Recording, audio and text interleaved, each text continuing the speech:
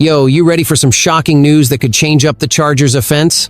The squad was this close to landing a top-tier tight end, but one key player went and chose a division rival instead. So now, with that position still looking weak, what's next for our Bolts?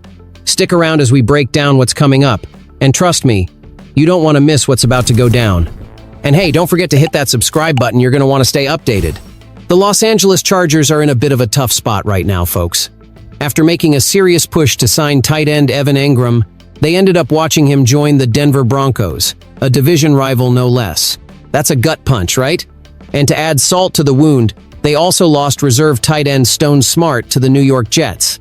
Now, the Chargers are left scrambling for a solid tight end, which they desperately need. With over $66 million in cap space, the Chargers had the opportunity to bolster this glaring weakness, but they've prioritized the defense instead. They might still look to the NFL draft for a solution, with Colston Loveland potentially being a prime target given his connection with coach Jim Harbaugh. But here's where it gets interesting. There are rumors swirling that the Philadelphia Eagles might be open to trading Dallas Goedert. Now, let's be honest here. Goedert would be a tremendous addition, especially coming off a Super Bowl win. He's a versatile player, excelling as both a blocker and a receiver, which fits perfectly with Harbaugh's old-school coaching philosophy. But we know Howie Roseman isn't known for giving away talent for cheap, so if the Chargers want Goedert, they'll need to come prepared to make a serious offer. So, what do I think? While the draft could yield a promising tight end like Loveland, it's hard to ignore the immediate impact someone like Goedert could have on the Chargers' offense. The Los Angeles Chargers have been surprisingly quiet in NFL free agency, especially considering the ample cap space they had heading into the offseason. As a passionate fan, I expected the Chargers to aggressively add new weapons for quarterback Justin Herbert. However, aside from reuniting with Mike Williams, the team hasn't made any significant moves to bolster the receiving core. One name still floating around is Amari Cooper, a five-time Pro Bowler who had a rocky 2024 season split between the Cleveland Browns and Buffalo Bills.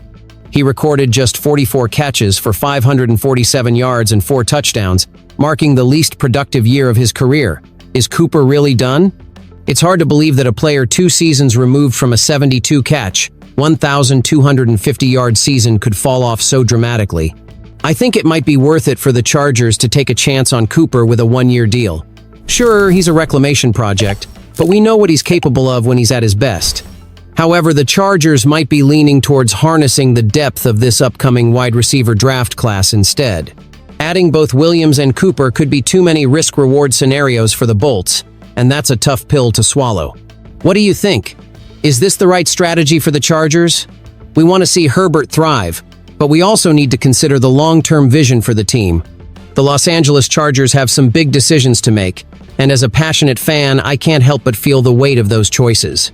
Sure, bringing back Mike Williams is a step in the right direction, but let's be real, this team needs more firepower for Justin Herbert. We had a chance to land a superstar like DK Metcalf, but the front office passed. Now, it looks like the draft is our best shot to bolster the receiving core. In Jacob Infante's latest mock draft, he has the Chargers snagging Savion Williams from TCU in the 3rd round, and honestly, that could be a steal. I'm intrigued by this prospect. Standing at 6'5", he's got the size and athleticism to be an absolute game changer. Sure, he's got some areas to improve, especially with drops and route running, but the potential is undeniable. His final season stats 60 catches for 611 yards and 6 touchdowns, plus another 322 rushing yards and 6 more scores. Impressive. He's a versatile weapon, reminiscent of a bigger Deebo Samuel. But here's the kicker.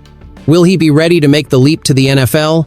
I want to believe in his potential, but there's that nagging doubt. If he's still available at 86th overall, I'd be all for taking that chance. It could reshape our offense and elevate Herbert's game to new heights.